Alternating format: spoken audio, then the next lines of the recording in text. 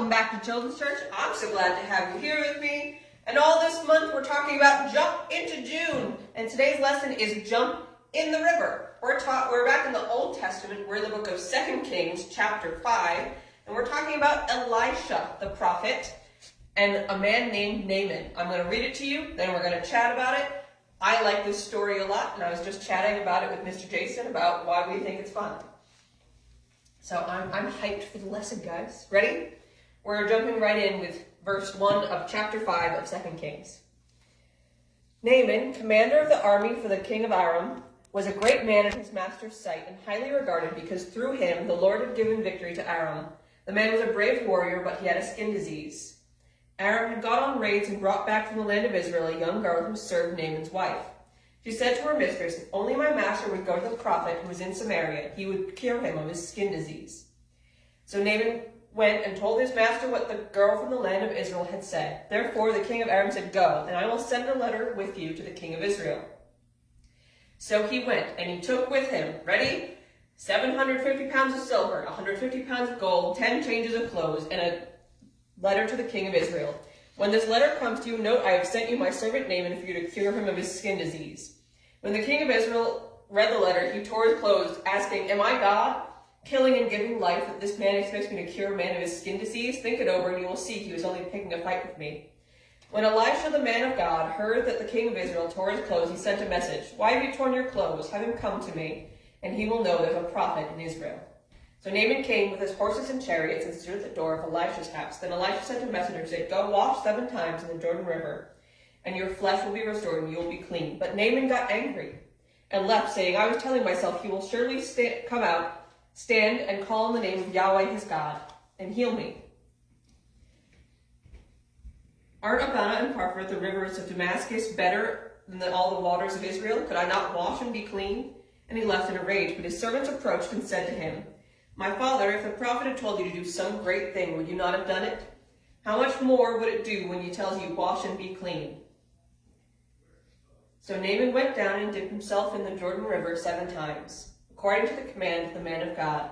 Then his skin was restored and became like the skin of a small boy, and he was clean. Then Naaman and his whole company went back to the man of God, stood before him, and declared, "I know there is no God in the whole world except in Israel. Therefore, please accept a gift from your servant." But Elisha said, "As the Lord lives, I stand before him, I will not accept it."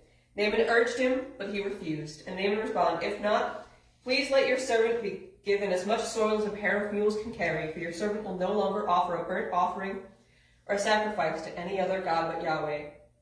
However, in a particular matter, may the Lord pardon your servant.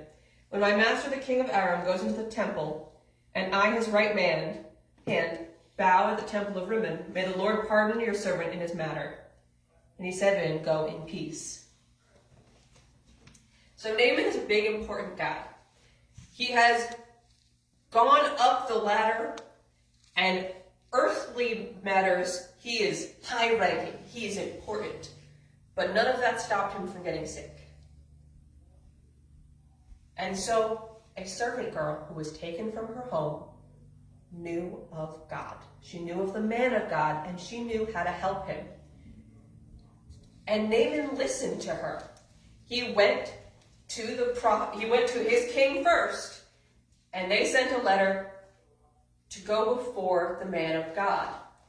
And he went to the king of Israel. The king of Israel went, "I don't know how to heal people. Oh no, I'm going to get into another war." And Elisha said, "Calm down, king. Send him to me." And he gave him a very simple task. Go wash in the Jordan River. And Naaman kind of threw a fit. This big, important man was like, "You want me to wash in a dirty river? Gross." But again, his servants understood more than Naaman did. And they said, "If he told you to do a great trial, you would do it. So why are you refusing to do something so easy?"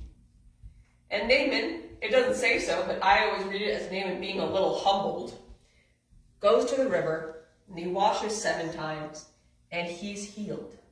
And he sees God for who he is. And I really like that story because it's technically about 2 great men who are remembered in history, Elisha and Naaman.